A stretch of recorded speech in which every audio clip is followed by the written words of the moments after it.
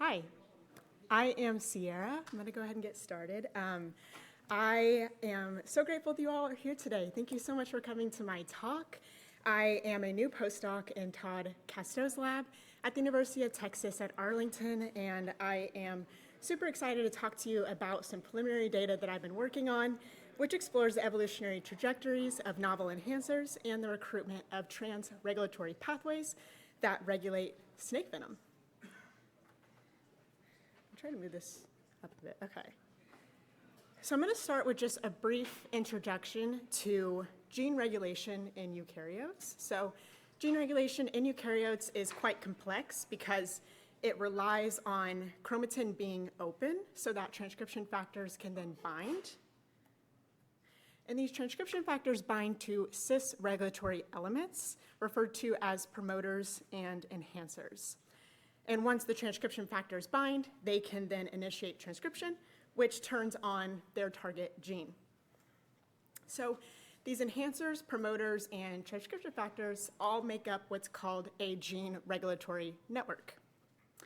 And new phenotypes evolve through the evolution of novel gene regulatory networks. So for the purposes of my talk, I'm just going to be focusing on one of the cis-regulatory elements, and that is enhancers. So enhancers play key roles in tissue specificity and developmental timing. And while enhancers are key components to gene regulatory networks, they must recruit transcription factors to be able to turn on their target genes. And then this then alters the phenotype downstream.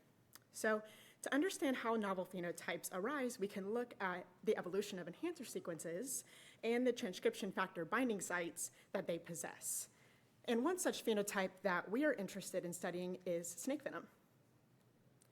So snake venom is an excellent model system for understanding the evolution of novel gene regulatory networks because venom is comprised of proteins that are generated by around 100 genes within 20 gene families. And these genes evolve through tandem duplication and then neofunctionalization within an organ called the venom gland, which stores venom within the head of these venomous snakes. And so venom is an interesting phenotype because there is a ton of natural variation as snake venom complexity has evolved over around 70 million years. And so you can see in this graph, we've got the boa and the python, which are non-venomous snakes. And then when you get to the colors, those are going to be our venomous taxa. So we start with colubrids, which are in purple, elapids, which are in kind of green, and then vipers, which are in orange. And you can see the venom gene families up at the top, and so you can see there's a lot of variation in the level of expression for these different venom gene families. And on the far right, you can see there's variation in the actual proteome of 3 of the species, and that's basically the components of these different venom gene families within the venom of these individuals. So for one rattlesnake species, Crotalus viridis, we have a really good understanding of the enhancer sequences that are involved in their venom. And this is backed by many functional genomic data sets that were collected long before I arrived in the Casto lab.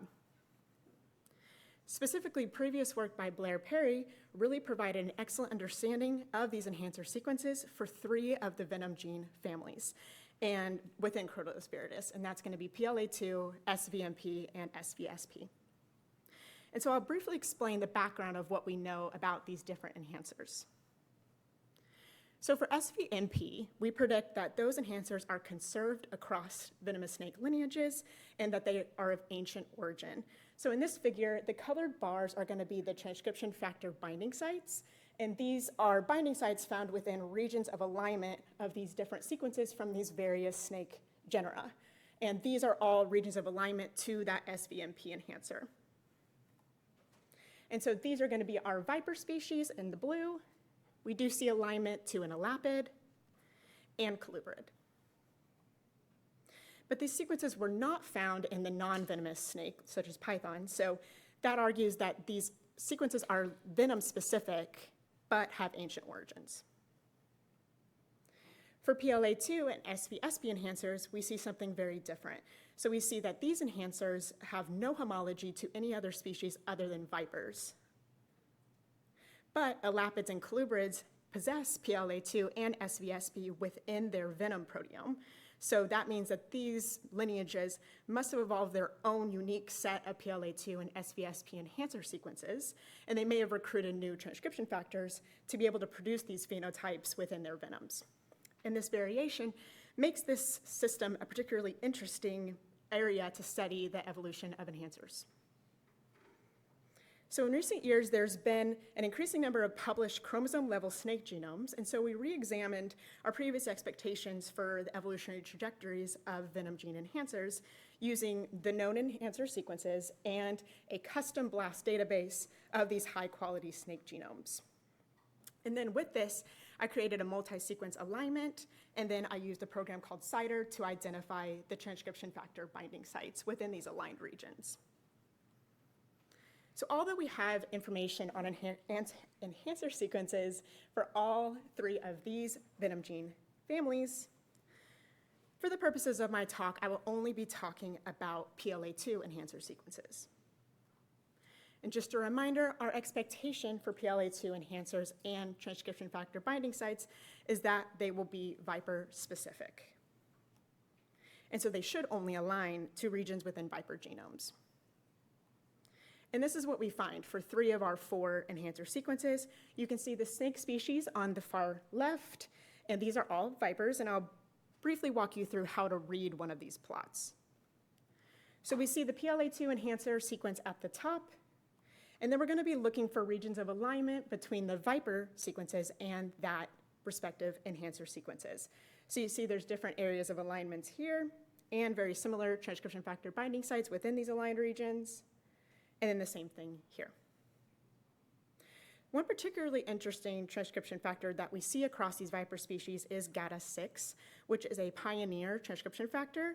And pioneer transcription factors are able to directly modify chromatin and initiate gene activation within a previously closed area that shouldn't be transcribed. So they are particularly interesting to us as we are aiming to better understand the evolutionary mechanisms that give rise to novel enhancers. And so this is just a different way to visualize the data. So you can see the transcription factor binding sites on the left, and the diamonds indicate that that binding site was found in that viper genera. And so in terms of the function of these transcription factors, there are several factors that directly interact with what is called the ERK pathway. And this is one of the 2 signaling pathways that are proposed to regulate venom. The other being the UPR, which we did not see any binding sites that interact with that signaling pathway. And then, like I mentioned, we did find one pioneer across all 3 viper genera. When we look at enhancer 37, we see something very different. Because we find alignment to members of all 3 venomous snake families, that being the vipers, colubrids, and elapids, which challenges our previous expectations for PLA2 enhancers. So here we see regions of alignment and shared binding sites between the enhancer sequence and colubrid and elapid species within 2 different regions. However, we do see a region of viper-specific binding sites there. So we also found 2 pioneer factors within this enhancer sequence that were not present within the snake species, but that being GATA4 and GATA6. So here we can more clearly see the binding sites that were shared between the 3 snake lineages. And a few are known to interact with the ERK pathway that I mentioned earlier. And notably, this shared transcription factor binding site interacts with ERK, so this could indicate that ERK is involved in regulating PLA2 expression within elapid and colubrid venom. And also, this may be the first evidence of an elapid-specific transcription factor for PLA2. So in conclusion, we identified regions of alignment and shared transcription factor binding sites between one of the PLA2 enhancer sequences and several regions of colubrid and elapid genomes, which challenges our previous expectations for PLA2 enhancer evolution and may warrant further investigation as we gain more access to more snake genomes. One of these shared binding sites did interact with the ERK pathway, which could indicate that ERK is involved in regulating PLA2 expression within elapid and colubrid venom. And we identified several pioneer transcription factors in the enhancer sequences and within 3 of the viper species, which is exciting for us as we're interested in further exploring the role of pioneer transcription factors in the early evolution of novel enhancers. So as I mentioned previously, this is a pilot study. I just started this postdoc a couple of months ago. And so we have a number of questions that we're interested in exploring further on. So we're interested in really understanding how different models of enhancer evolution compare across snake lineages and across different venom gene families. So as I mentioned, there are 20 venom gene families involved in venom, and we really only have a very good understanding for 3 of these venom gene families. And so we're interested in expanding our knowledge about different venom gene families and how they differ across different snake lineages. And we are also interested in understanding the role of pioneer transcription factors in the evolution of new enhancers. And we also want to further explore the role of those 2 pathways I mentioned across diverse snake lineages and across different venom gene families as well. So these are my acknowledgments. I want to acknowledge the Casto Lab and everybody involved in this massive effort to collect data that I am just fortunate enough to be able to work with now. And our funding support, of course, and with that, I will take any questions.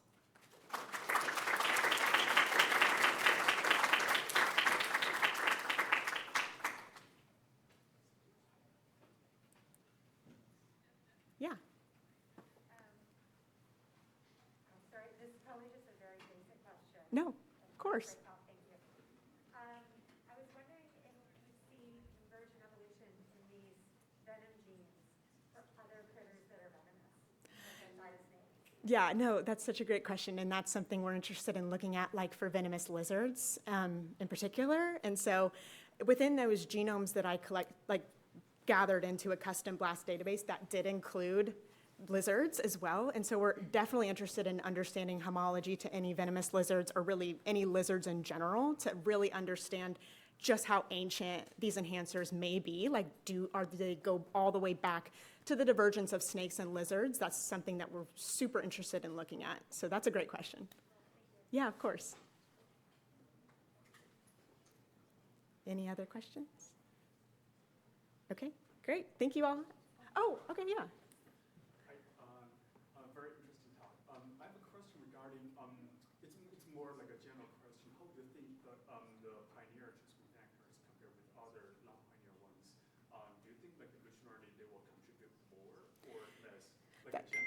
Yeah, that's kind of what we're interested in, because when those pioneers go in and modify that chromatin, they're opening regions of the genomes that wouldn't typically be open. And so that means that they have to recruit, an entirely different gene regulatory network and activating enhancers and promoters that wouldn't necessarily be activated. And so I don't know if they would contribute necessarily more or less, but it's more of the timing. The timing of everything. Like, does the pioneer play that initial role in opening up new areas that would then lead to like the evolution of new enhancers, essentially? Yeah. Yeah, of course. Okay. Thank you guys so much. All right, hello everyone. My name is James. I'm a graduate student in Dmitry Petrov's lab at Stanford, and I'm really excited today to talk about my long journey through the land of structural variant calling in the decidedly non-venomous Drosophila melanogaster. So structural variants are genomic rearrangements. There are many complex types, but today I'm just going to focus on a few simple ones: insertions and deletions, duplications, and inversions. They affect more of the genome than SNPs, and it's thought that they often have a much larger effect size than individual SNPs. And the rise of long-read genome sequencing in the last few years has really allowed us to look at structural variants in a new light, namely in a population genetics context. And this can be seen in the variety of different studies in diverse organisms, such as sheep, mice, grapes, chocolate trees, and then in my organism of Drosophila melanogaster, there are multiple studies that have started looking at this.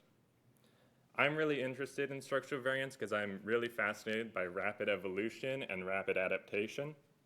And what I'm showing you here is a map of one specific inversion in melanogaster and worldwide populations where this inversion's frequency changes clinally across different latitudes and longitudes. In our lab, we're specifically interested in one of these populations in Pennsylvania along the East Coast Cline, where previous work in our lab has shown that SNP allele frequencies will change rapidly and repeatedly over years in a seasonal timescale. And I believe that structural variants may be sort of the more causal variants that these SNPs are linked to. Additionally, in our lab, a postdoc, Bernard Kim, has spent a lot of time and effort working on making long-read sequencing really affordable in Drosophila. Now we can get a genome at 30x coverage for just about $100, and for reference, that's about 4.5 gigabases of data. The Drosophila genome is about 150 megabases. We can then get read N50s about 10 to 20 kb, and there are a lot of parameters you could use to describe read length distribution. And the N50 you can kind of think of as a weighted average or median, with slightly more credence given to longer reads. This 10 to 20 kb range is in line with previous studies, and so I'm going to call it the standard range. And this is sort of an important benchmark because the largest Drosophila transposable elements are about 10 kb, and we think they cause a lot of structural variance. We can then assemble these genomes de novo and create really contiguous, high-quality genomes. So with that in mind, I set out to make a little pilot study. I was going to take some of the inbred lines we have from that Pennsylvania population. They were collected in the wild, then sibling mated for a long time. They've been in the lab now for like a dozen years. I would sequence about 10% of those lines, so 8 lines. I would try a few different automated callers like other papers have done. I would get my set, I would pick the best caller, and then boom, we're onto the PopGen analyses. We're going to find the common structural causal variants. It's going to be great, right? No. Instead, I almost immediately hit a roadblock, and that was with these callers. Any individual caller I found just wasn't performing up to my standards, and so I quickly looked to start combining callers. So what this little diagram here shows is the 5 different callers that I ended up using. Each circle in this quasi-Venn diagram represents the set of variants called by one caller. Everything is in blue are variants that are called by multiple callers, and everything in orange would be variants that are only called by one caller. I decided to keep all the variants that are called in this intersection, and I found that overall it decreased the false positive rates I was seeing from single callers to about 10%. Additionally, the stuff that we're throwing away, I went and checked, and we have a false negative rate, so we're throwing away true stuff at about 15%. Here's an example I want to show that even after these intersections, I was still a bit confused. And what I'm showing you here is the full melanogaster genome with all the chromosome arms, and these are inversions larger than 100,000 base pairs found in my 8 lines. And this immediately started setting off alarm bells in my mind because in melanogaster, we have a lot of good evidence for what the large inversions are, and there aren't this many of them at these coordinates. So I went back and I individually looked at these 16 inversions to see which were actually real inversions and which were being spuriously called. And I'm going to highlight those to you in orange. That's not great. And so what ends up happening here is a lot of these are TEs that are being incorrectly mapped and causing signals that these automated callers assume are inversions. However, the 3 that aren't highlighted are in fact cosmopolitan inversions that are well known in the Drosophila community. So we have this pretty good false positive rate, this kind of high false negative rate. We're calling a lot of spurious inversions. Is there anything we can do to fix this? I went back to Bernard and he said, why don't you try some ultra long reads? So what that is I take those same strains again. We now do a more intensive high molecular weight DNA extraction. We do really careful library preps, and now we're getting reads that are 5 to 10 times longer than what we would call standard. We then assemble these, and we can get really, really high quality, basically chromosome level de novo assemblies, but it comes at a cost, a 10x increase in cost. So is this quality really worth the price? Because now my project has gone from an $8,000 project to an $80,000 project, and Dimitri wasn't very happy. So I go back again to this intersection of callers. We can see now that the false positive rate has decreased a little bit, and importantly, the false negative rate, so the stuff we're throwing away, has really decreased by about 2.5 times. So that was a good start. If I come back to the inversions and the ultra long reads, again, if you'll remember, all these bars up here were called by the standard long reads. Everything in orange was incorrectly called. And now I'm going to highlight in green the stuff that was called with our ultra long reads. This is basically the only slide that is completely positive. we are able to only find the inversions that truly exist, and all of the spurious transposable element alignments have gone away, which was very exciting. I'm now going to end the talk by looking at a bit of a functional example that we're really excited about in the lab, because ultimately that's what I'm interested in, is trying to find functional variants. And so ACE, or acetylcholinesterase, is a key protein that's targeted by a lot of pesticides. And since the introduction of these pesticides in the 50s and 60s, scientists have found resistant haplotypes that are primarily based around very specific point mutations in the protein that confer resistance to the fly. We also know from studies in mosquitoes that ACE duplications are also a mechanism of resistance, but we haven't actually seen any ACE duplications in melanogaster. So, hope against hope, I went and looked at ACE to see if there would be any interesting structural variants within our lines. And what I'm showing you here is a read pileup graph. You can ignore all the yellow and red stuff, that's not important, but on the x-axis are the chromosome coordinates, and I've highlighted where the ACE gene is. It's about 30 or 40 kb long. And then what this gray mountain range looking thing is the per base coverage of that region. And so hopefully you can appreciate that in the flanking regions of ACE, we have our kind of standard 30 to 40x coverage, and directly on top of ACE, we have this plateau much higher at about 60 or 70x. And this is sort of the ideal sign from reads that you have a duplication. So I went and looked in the assembly to see, oh, from these standard reads, we've found the duplication. Can we get it assembled? No. Instead, from this dot plot, what you see is on the x-axis is the reference genome, which has one copy of ACE, and on the y-axis is this strain's assembly that we de novo assembled, and it also only has one copy. So the standard reads have come up short again. How about if we look at the ultra-long reads, will we be able to see something different? And thankfully we do. We're able to resolve the duplication, and you can see now that in the ultra-long reads we get both of them, and excitingly we can get the full haplotype of this duplication, and we see it's one copy of ACE, a hobotransposon, which is not normally near ACE sitting there, and then a second copy of ACE. So these transposable elements are always popping up with all these variants. So this seems like great news. The ultra-long reads are able to find all the duplications that we want. It's exciting, right?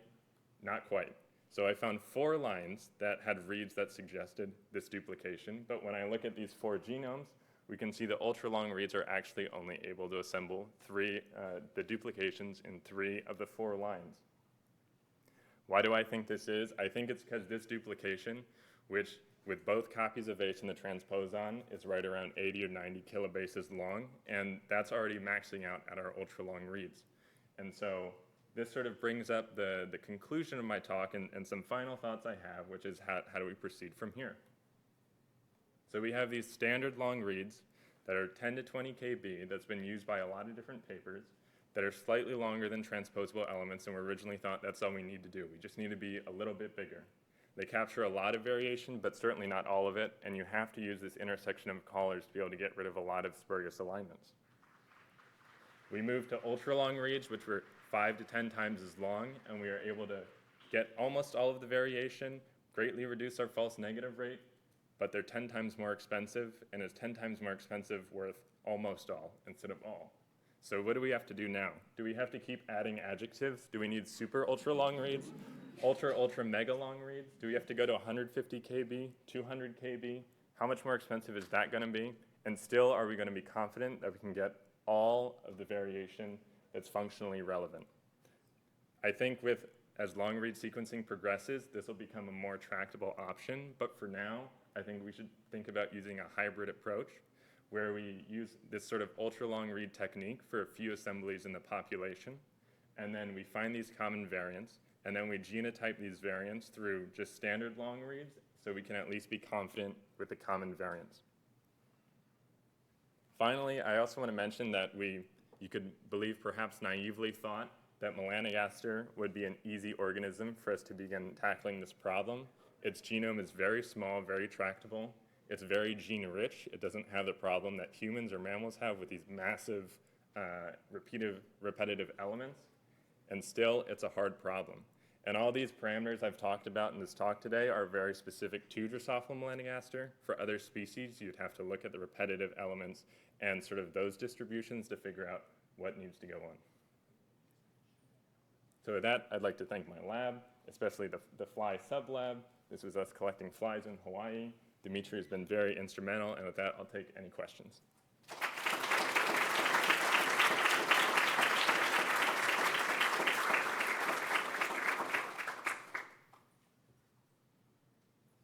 Hey, thanks for your talk. I'm going to be the comment more than a question guy. Have you guys thought about doing DNA's high C? Because if you use high C, you can capture a lot of the inversions. We see the bigger ones, but maybe the smaller ones will be tougher. Just wondering what you thought about that. Yeah, we've definitely thought about other methods that we can use in addition to validate some of our stuff. High C has been a big one, looking at like ddPCR and stuff like that for the duplications would also be useful. And I think there are a lot of complementary approaches that can be used for structural variants that we're definitely planning on looking at. I wonder if you found with the different callers that some callers will just call one big structural variant that's complex versus others tend to focus maybe on subsets of that. Mm-hmm. So it's kind of hard to compare because they capture different. Yeah, that's definitely an issue. Merging variants is another problem that I didn't even talk about that I think needs to be thought about a lot. I've seen definitely examples of variants. It'll call a 1,000 base pair insertion, and it's really 300 base pairs insertion with tiny sequences in input, and some variants will call it one way, and some variants will call it the other way. I'm hoping with my sort of intersection that at worst case scenario, we'll at least pick one of those two, and then if that's a variant that you really cared about, you'd be able to go look at the reads and then really discover what it is.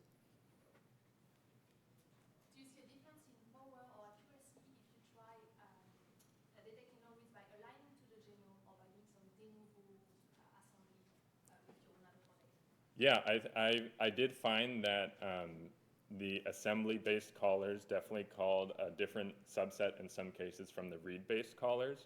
I think there was also a lot of convergence between the two, but they definitely do call slightly different things, which I think is important to realize. If you are trying to get the full set of variants, you do have to kind of do both things because they leave different signatures, and the assembly process also kind of, you have to collapse all these different reads and things into one assembly, so it does throw out a lot of stuff that the reads are able to capture.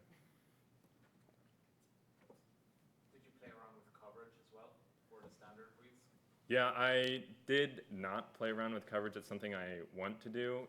I just wanted to do one standard coverage and for now just modulate read length.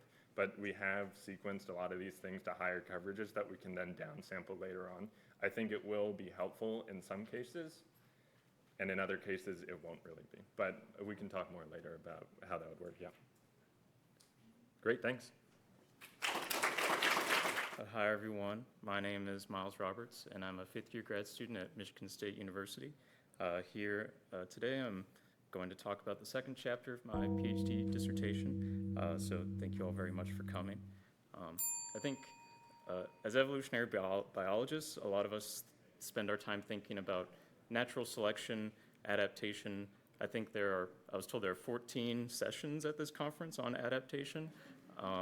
So I think that gives you a sense of where our focus is. So maybe one way to get kicked out of a conference like this is to talk about neutral evolution, which is, the type of evolution where, changes in allele frequency over time don't really have any sort of relationship to fitness. And neutral theory is the sort of one central model in evolutionary biology where we see most of the genetic variation in nature as neutral, so not having much effect on fitness. And I just want to spend a brief moment talking about this so you can understand what I talk about later. So kind of one way I like to talk about neutral evolution is, we can think about the variation in our population as a pool. You could think of it as, a literal pool of water. And then the input into our pool, the faucet filling up our pool, is mutation. Mutation adding new variants to our population, increasing variation. And then the drain to our pool is typically thought of as genetic drift, right? So whether it's through independent assortment or just random variation in offspring production between individuals, drift is one way where genetic variation can be lost. Microsoft Office says that this icon is supposed to be a waterfall, so that's what that's supposed to be representing. And so a kind of natural question to ask would be, what would be the equilibrium level of this pool of water, right? It has some input, some output. What's the equilibrium level? And this is a famous equation that is just kind of summarizing that equilibrium point, where we have genetic diversity as the product of the size of the population. That's where drift comes into play. Larger populations, less drift, and mutation rate. So we have this nice model, and it has this clear prediction of larger populations we think should have more diversity, right? Which kind of makes sense because you can just imagine like more individuals in a population just means more opportunities for mutations to enter the population. However, so that when people actually try to go and look at that relationship in nature, they often find a striking mismatch between the theory and our observations. And so this is a plot that I just think represents that mismatch very nicely from Vincent Buffalo, where each of the points on this plot is a different species, and the species are plotted according to their population sizes and the level of diversity within them.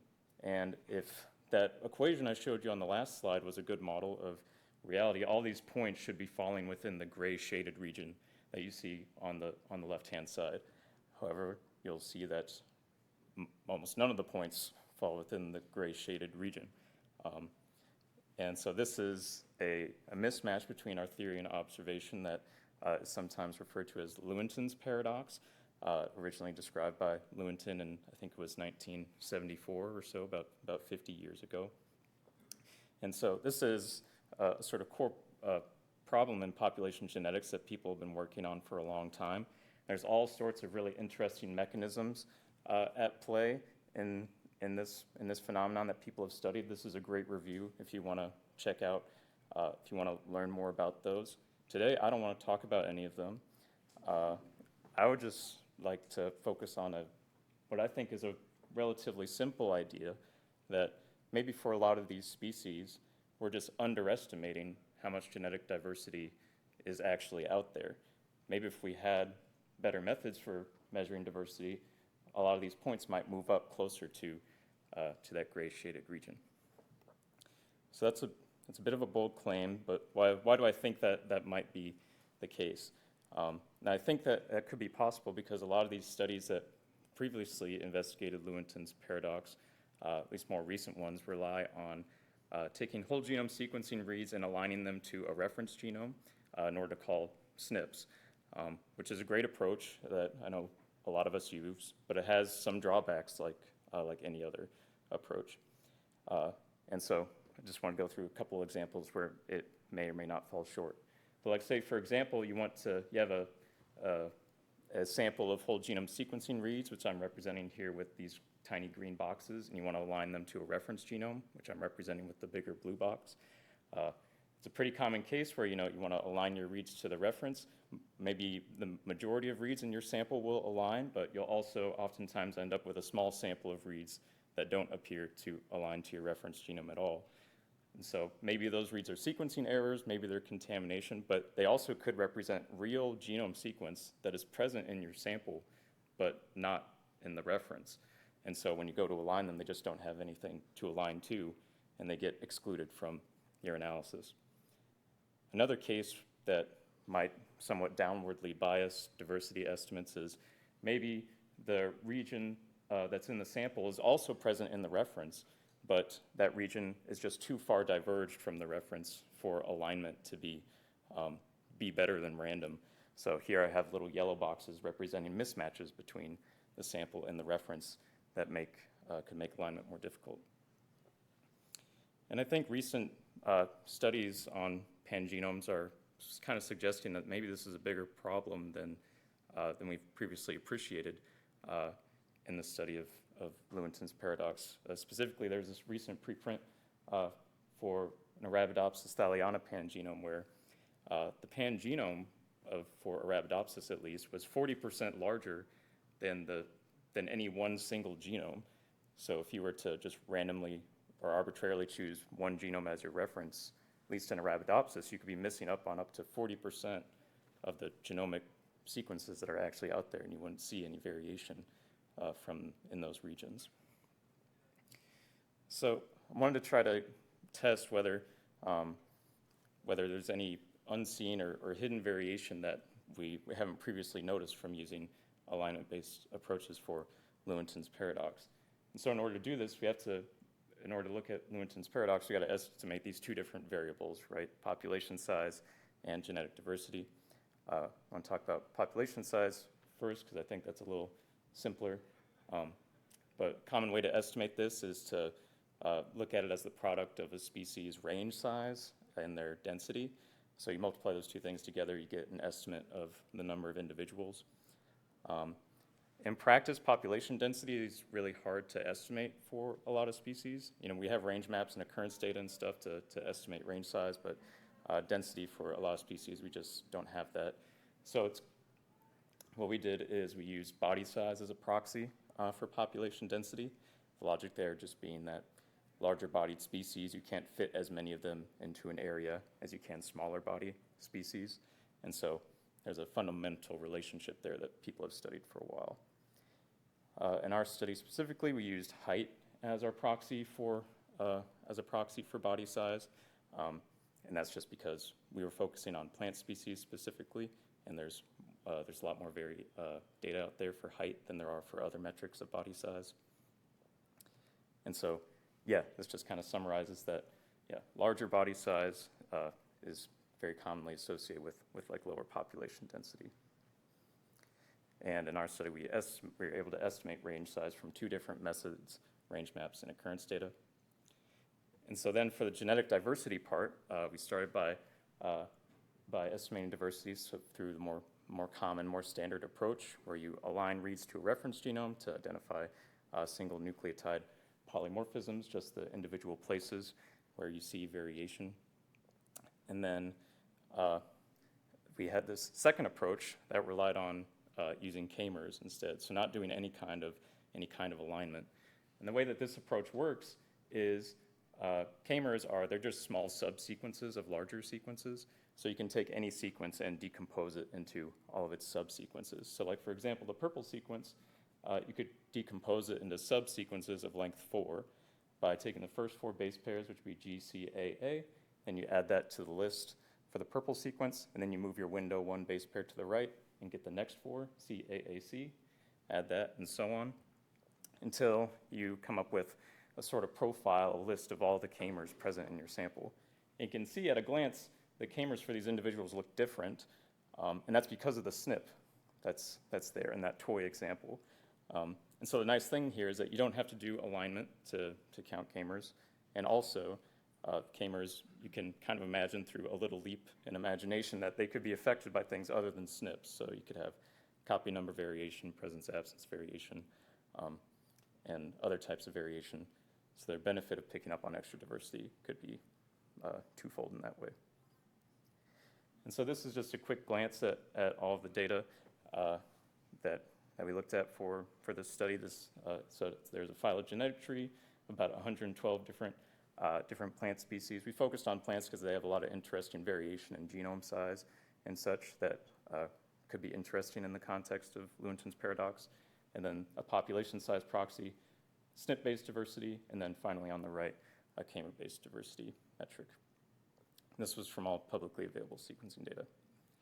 And so now getting to the final hypothesis test, if you will. This is a plot where we have, again, each point is a species, and they're plotted according to a population size proxy, so a combination of range size and body size that I talked about a couple slides ago, as well as diversity estimated through standard approach of aligning SNPs. And as you can see here, there's not a very strong relationship between these two variables, which is sort of the essence of Lewontin's paradox in a way.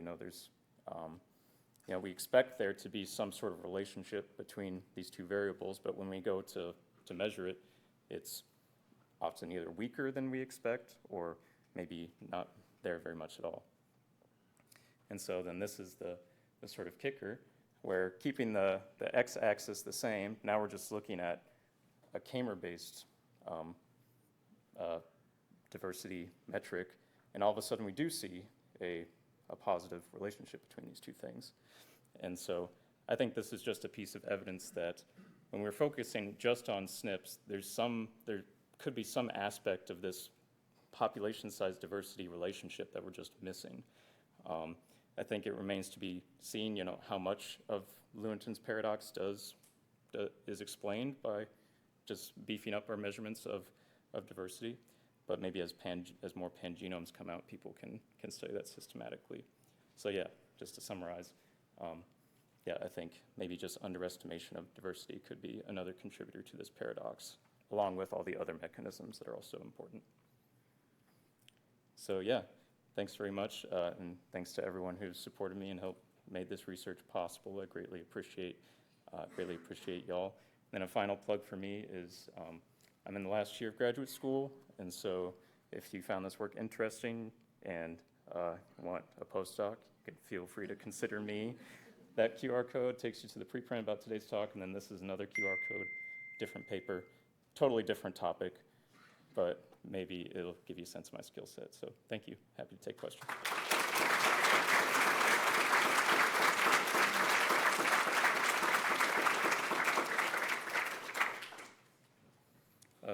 Yeah, right there.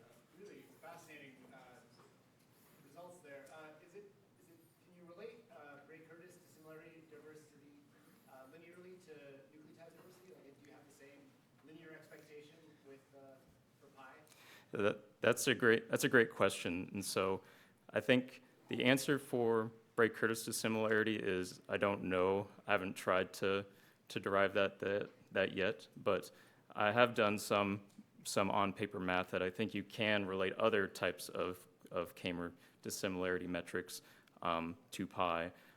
It won't be an exact relationship because sometimes Kamers can capture like the influence of multiple variants at once.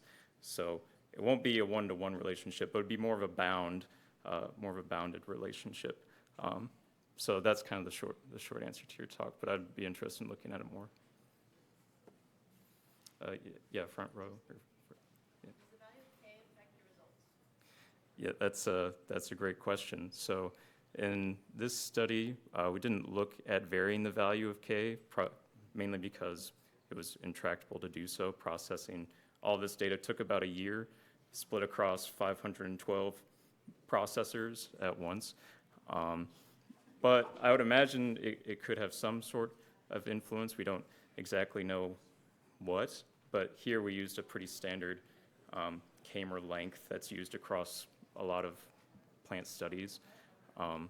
So yeah, I think the answer is probably, but this relationship also seemed pretty robust. Okay. Well, yeah, go for the next slide. Thank you. Okay, thanks for coming, everybody. Thanks for the talks from everybody for coming. My name is Darrin Schultz, and I'm currently a postdoc at the University of Vienna in Oleg Simikov's lab.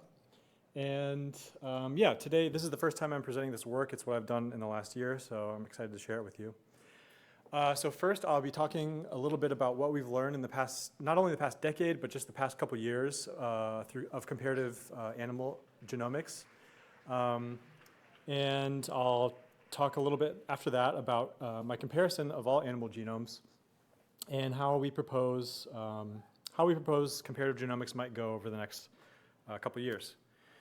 So animals, I'm interested in studying animals at the span of their time in existence, so for about 800 million years, and also at the breadth of their diversity, so including all of the extant animal groups.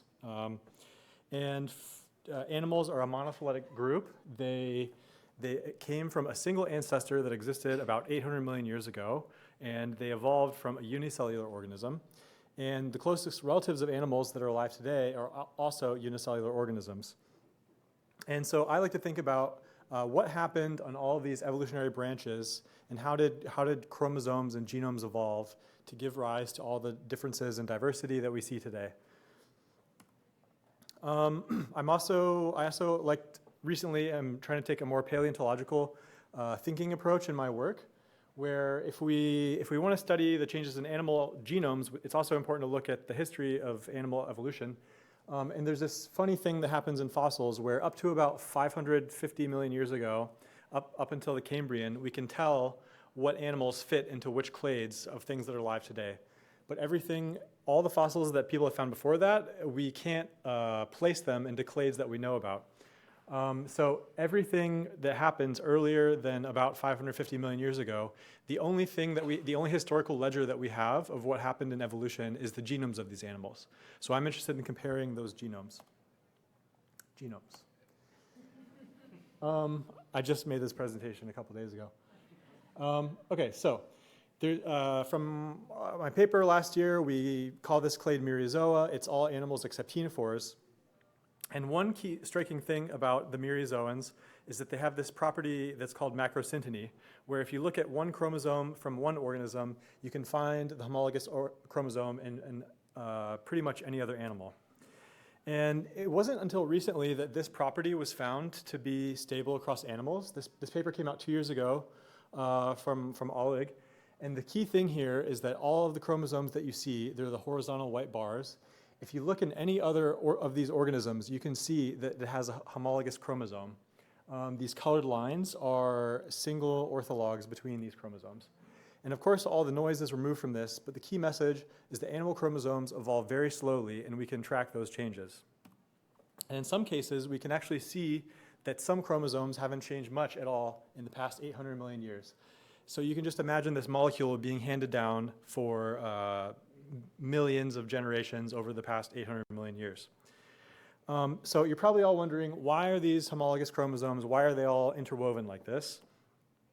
And there's this, if you think about chromosome evolution, say you have a speciation event, simply put, all it is the process of chromosomal inversions happening over time. And we can see that as you draw this process out, what you end up with is chromosomes that have the same complement of genes, but they're completely rearranged relative to one another. And we also see this pattern of, we can see translocations and we can see small genes moving. And we can also track these large-scale changes where chromosomes fuse, and through that inversion process I talked about, all the genes that were previously separate become now they're neighbors, and they gain this new neighbor somewhere in the process of inversions over time. So that's macrosynteny. The other thing that we see when we compare all animal genomes is this thing that we're calling dispersal. And for example, in this comparison of a jellyfish and a scallop, which diverged over 600 million years ago, you can see that you can identify the homologous chromosomes between these organisms, but all of these small genes off the diagonal, those are from small translocations or transposon mediated translocations, or they're just mistakes that we misidentified. And the thing is that it's kind of hard to detangle this process from other larger chromosome changes. So even within animals, even though I said that animal genomes evolve very slowly, you can see that if I look at these ancestral linkage groups in 3 different panarthropods, that the amount of dispersal is completely different. So there's a lot going on. And the amount of changes that we see within animals can even be as extreme as the changes that we see when we compare animal genomes to the unicellular ancestors here. And I want to note that even though this looks like a mess, we can still detangle these ancestral linkage groups of these genes that have been moving together for a long period of time. And lastly, more about the dynamics of inversions. We have what happens when something inverts is that you have two sets of loci that were never before neighbors that now have become neighbors. And a lot of what people are looking at now in genomics is they're looking at how structural changes are reflected in phenotypic changes. For example, in the mole, they have this interesting reproductive system where the females also have the testis, and they found that that's related to this, bringing this other new gene next to another gene that's involved in testosterone regulation, and female moles have increased testosterone. And likewise, in the little skate genome, they found that a single genome inversion brought one transcription factor closer to the genes that were involved in the wing development. And and these inversions, they can become so important and they can become fixed in a group that they sometimes form these really strong linkages.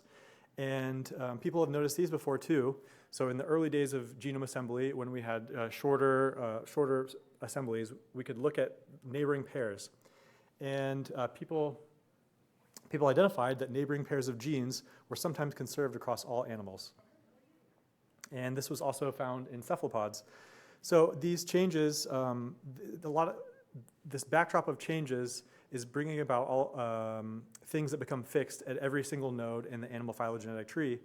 And right now, there's not a really comprehensive way to look at these changes simultaneously. Also, the existing way that we describe how chromosomes evolve is these algebraic changes. And in these algebraic changes, it basically describes how chromosomes can come together and they can form these animal chromosomes that we see today. But the thing is that these are all additive processes. So we lack a language to describe chromosomes like this. In this tick, for example, where we see that chromosomes that are split. And so we don't have this analytical framework to go from ancestral linkage groups that were present in the ancestor of animals to the complex changes that we see today. And we're calling these non-algebraic changes. And lastly, when we sum up all of these things, there's this really weird phenomenon that people have been noticing where on specific evolutionary branches, there are these massive rearrangements that happen. For example, this is a funny story, you should ask me about it, but we found that clitellate leeches had a really fast period of rearrangements, and this has happened all over the animal tree. So basically, the gist of this paper that I'm working on is how do we analyze all of these different levels and layers of change at the same time, and how do we do it across all animals? How do we do a pan-animal comparative genomics? And so, so going into the results of the paper, when I started, this is a really important graph. This is a plot of all of the chromosome scale genomes that have been uploaded to NCBI ever since they started tracking this. And when I started my post, we care about the green line and the blue line. Those are the chromosome scale genomes. And when I started my postdoc in 2022, the lines were there, and the lines, they went up, okay? So, and the thing about the lines going up is they're going up faster and faster thanks to efforts like the Darwin Tree of Life project, and also thanks to technological breakthroughs and decreasing sequencing costs. So we're at this point in genomics, we're in the post-genomics era where it is now not as important to sequence new genomes as it is to develop new methods to compare existing chromosome scale genomes. So for our study, I used almost 4,000 chromosome scale genomes that are available of over 2,000 species spanning the animal tree of life. And basically the first thing that we looked at was we took these ancestral linkage groups that existed in the animal ancestor, and we looked at how they fared over the last 800 million years of evolution in animals. And of course we found variation. On the left-hand side, we found that there are a lot of animal genomes that haven't really changed since the animal ancestor, which is interesting. And also I showed you the cases of saltatory change, where the genomes of those animals that are alive today, they look almost nothing like the genomes from 800 million years ago. So on Earth today, there's differing rates of animal chromosome evolution. And a key thing is that we found that these rates of evolution are basically the same regardless of the chromosome size. So it's this constant force of translocations and small translocations and things jumping around that kind of causes chromosomes to decay at an even rate in any given genome. So what happens is that the changes happen fast on a branch, but the same within a single genome. And we found that on average, the smallest chromosomes disappear, or they're completely changed or adsorbed into something else after 600 million years. So again, looking at, this is again looking at, I'm kind of running low on time, looking at inversions, we find that when we can measure mixing of inversions, and we can basically say like these are unmixed and these are mixed. And if we look in animal chromosomes today, we see that a lot of the chromosomes that have undergone these mixing events are not completely mixed yet. So there's a broad spectrum of chromosomes that have or have not yet fully explored their mixing potential. So I worked out a way to track all these changes along the branches of the tree of life. And what you can see, the blue things are chromosome fusions, and the red things are ALG losses from the ancestral state. You can see that there's different patterns in deuterostomes versus protostomes. And basically, in our paper, we found that there are clade-specific differences in how these patterns, in how chromosomes evolved. And we also found that different chromosome evolutionary rates tend to track with massive extinction and species origination events. And the link is maybe a little tenuous, but it's something that we're still investigating. For the paleontologists in the audience, I also did a periodicity analysis of the changes of the rates of change in cycles in these changes. And we found this 62 million year period that may sound familiar to some of you. The 62 million year period was also observed in the paleontological record of how often there are waves of species origination and extinction events. We found that there's basically two major modes of chromosome evolution where genomes consolidate or they dissociate, and they have different amounts of gene loss that are associated with them. The consolidation, there's a lot more ALG, not gene loss, ALG loss. And we worked out a new topologically driven approach to studying these genomes, where we can encode the genome in a distance matrix. And using this information, we can capture major phylogenetic groups, and we can capture genomic transitions within this approach. And when we re-embed smaller groups, we see that the topology reflects the phylogeny and the genomic changes. And a major thing is that even if two genomes look similar, so for example, the oysters and the scaphopods, they have very fused genomes, that we can use this approach to find clade-specific changes and clade-specific translocations and clade-specific colocalizations that define these genomes. So in essence, this was just like a whirlwind tour of this paper, and yeah, it's time to go. But thank you. If come talk to me later.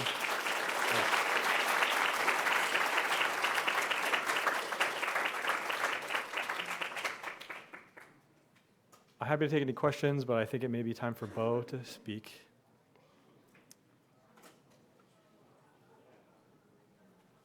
Right. So looking at first of all, really awesome data.